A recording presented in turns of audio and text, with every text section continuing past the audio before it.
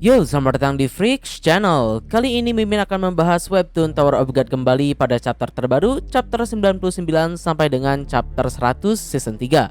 Oke, langsung saja.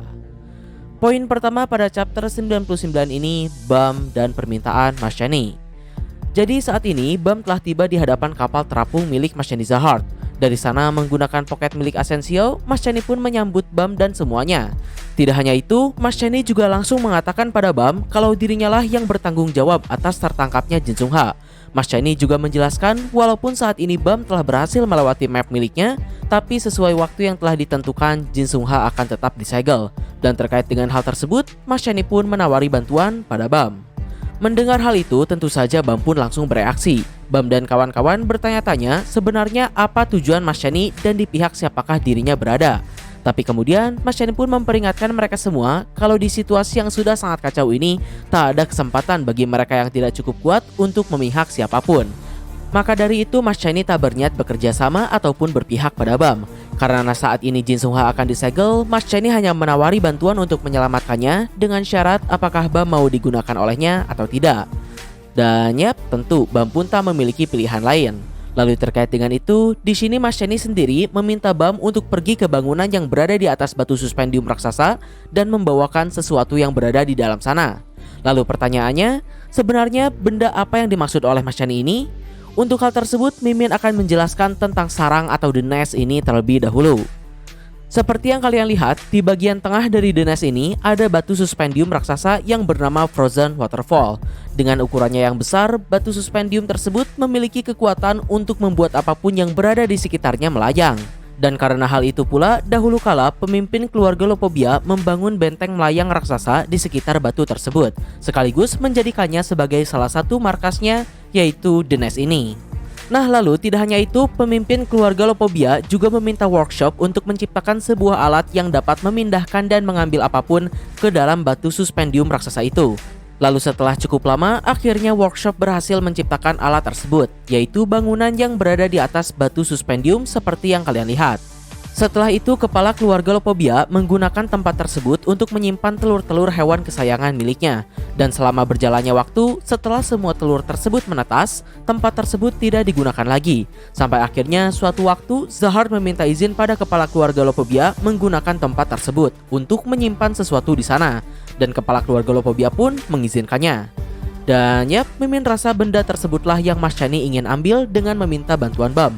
Apa yang ada di sana dan untuk apa sampai saat ini masih belum diketahui. Tapi yang pasti benda tersebut berhubungan dengan Sang Raja Menara. Lalu selanjutnya, walaupun di sini seperti biasa, Kun benar-benar tidak setuju dengan Bam karena permintaan Mas Shani ini bisa saja jebakan. Melihat tekad Bam yang sudah bulat, Kun pun tak bisa berbuat apa-apa. Sementara itu, yang tadinya Bam berniat pergi sendiri, tapi pada akhirnya Kun dan Rak pun tentu ikut menemani Bam. Bahkan Arya dan Vicente pun juga mengikuti mereka. Secara saat ini Vicente dan Arya tak memiliki posisi di medan perang saat ini, selain bersama Bam. Oke, berikutnya poin kedua, kelas berat mulai bermunculan. Yap, jadi di sini adegan berpindah pada point of view Love kembali. Seperti yang kalian tahu pada chapter sebelumnya, alat teleportasi yang berada di dalam Cat Tower tiba-tiba menyala.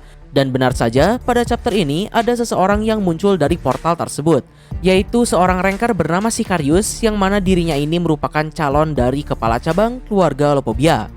Lalu tidak hanya itu, point of view kemudian berganti pada sisi Liborik. Di sini ternyata benda yang ada di hadapan Liborik sebelumnya merupakan sebuah portal yang dibicarakan oleh Asensio. Dan sama seperti di Cat Tower, portal yang ada di hadapan Liborik pun juga ikut menyala. Lalu dari sana muncullah dua orang ranker bernama Lopobia Meyer dan Lopobia Candy, yang mana keduanya juga merupakan seorang calon kepala cabang Lopobia.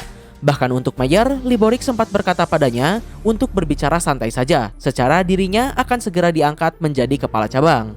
Sekedar informasi, di dalam keluarga Lopobia ini ada 20 cabang keluarga yang diwakili oleh setiap hewan peliharaan milik pemimpin keluarga Lopobia. Menurut Lopobia Lepav, seorang kepala cabang minimal harus berada di ranking 200 ke atas, yang tentu artinya kekuatan seorang kepala cabang ini tak bisa diremehkan. Sebelumnya kita sempat diperlihatkan pertarungan antara kepala cabang Windbird, Lopobia Dokoko melawan Bairo Doom dan juga Paul. Di sana Doom dan Paul yang merupakan seorang high ranker kelas atas sampai kesulitan melawannya. Bahkan tidak hanya itu, ketika Dokoko bersatu dengan burungnya, kalau bukan karena rencana Kun, mungkin si Dokoko ini harus dihadapi oleh orang setingkat Slayer atau Evankhell. Jadi bisa kita perkirakan kekuatan para calon kepala cabang ini pastilah di level tinggi, khususnya menurut Mimin Lopobia Mayor. Lalu berikutnya, poin ketiga, The Higher Being. Setelah kedatangan Mayor dan Candy, di sana mereka berbincang dengan Liborik tentang posisi komandan divisi yang akan segera digantikan oleh mereka. Liborik pun menyambut baik hal tersebut, sampai akhirnya Liborik menanyakan tentang seseorang pada Mayor dan Candy. Lalu Mayor hanya menjawab kalau The Higher Being tersebut akan bergerak ketika waktunya telah tiba. Dan menurut Mayor, si Higher Being ini akan tiba dalam 20 menit lagi. Nah, siapakah orang tersebut? Menurut Mimin, The Higher Being tersebut bukanlah sang pemimpin keluarga, melainkan anak ke-8 dari si pemimpin keluarga Lopobia. Kenapa begitu? Seperti kalian lihat, di tengah batu suspendium raksasa tersebut ada seekor ular raksasa, yang mana ular tersebut sejauh ini diketahui berada di bawah kendali anak ke-8 Lopobia. Jadi dengan adanya ular tersebut, di sini kemungkinan besarnya seorang dalam tanda kutip higher being yang akan segera datang tersebut merupakan anak ke-8 Lopobia. Karena jika orang yang dimaksud di sini adalah sang pemimpin kepala keluarga Lopobia itu sendiri, menurut Mimin bukan waktu yang tepat bagi dirinya untuk muncul. Karena jika dia sampai muncul sekarang, arc The Nest ini akan menjadi akhir dari seri TOG. Karena sudah pasti si kepala keluarga dapat langsung memusnahkan kubu Bam. Belum lagi seperti yang kalian tahu, sepertinya si kepala keluarga Lopobia ini akan berurusan dengan Gustang, alih-alih pergi ke sarang. Ya itu hanya opini Mimin, kita tunggu saja ke depannya akan seperti apa. Nah selanjutnya masuk pada chapter terbaru, poin pertama antara Mas Chani, Bam, dan Jin Sung Ha. Jadi di sini Bam telah mangkat dan berniat menuju bangunan yang berada di atas batu suspendium. Lalu untuk pergi ke sana dibutuhkan kapal khusus karena kapal biasa takkan bisa mendekati batu suspendium raksasa tersebut. Dan kapal yang akan dinaiki oleh Bam ini adalah kapal yang seharusnya digunakan untuk menyegel Jin Sung Ha, yang artinya sejauh ini Mas Chani menepati perkataannya. Dengan Bam yang menaiki kapal tersebut, artinya Jin Sung Ha tidak jadi disegel. Pertanyaannya, di manakah Jin Sung Ha berada saat ini? Ternyata keberadaan Jin Sung Ha sudah diamankan oleh Mas Chani di sebuah kapal milik Ha Cheon Hye. Di sana meskipun Jin Sung telah terbebas, tapi dirinya terlihat berada di sebuah kurungan yang lain. Dan gilanya, di sini Mas Chani juga sepertinya membuat suatu kesepakatan dengan Jin Sung Ha untuk keselamatan Bam. Simpelnya Mas Chani bisa dibilang menyandera dua orang dengan satu gerakan sekaligus. Mas Chani menjanjikan keselamatan Jin Sung Ha pada Bam dengan syarat dirinya harus membawakan suatu benda di dalam batu suspendium raksasa, di mana ketika Bam masuk ke sana, Mas Chani sendiri tak mengetahui apakah ada jalan keluar atau tidak.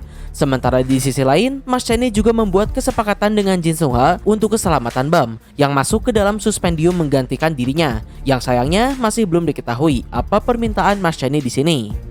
Oke, berikutnya pada poin kedua, Evankhell join the game. Yap, terlepas dari pergerakan Mas Chani yang tidak bisa ditebak, kali ini adegan berpindah pada Evankhell. Di sana Evankhell telah sampai di garis finish dan sedang melawan boss map di tempatnya. Tapi tentu saja semua tantangan yang ada pada map tersebut tak berarti apa-apa di hadapan Evankhell. Sampai akhirnya Evankhell juga Levaf dan Yu Han Sung pun ikut berteleportasi ke tempat di mana portal yang menghubungkan The Nest dengan kapal utama keluarga Lopobia berada. Yang gilanya, sialnya, tak terduganya, berhubung portal yang menghubungkan The Nest dengan kapal utama Lopobia ini ada dua, jadi mereka pun terpisah. Sementara Evankhell diteleport ke dalam Cat Tower, Yu Han Sung dan Levap malah tiba di portal yang berada di kapal utama New Squadron 4, tepat di hadapan sang komandan Squadron Liborik, juga Mayor dan Candy pun ada di sana. Nah, jadi apakah ini merupakan akhir riwayat dari Levap dan Han Sung? Jawabannya adalah tidak. Walaupun Mimin rasa mereka akan melakukan pertarungan singkat, tapi jelas mereka mustahil untuk menang, setidaknya sampai Kalavan tiba.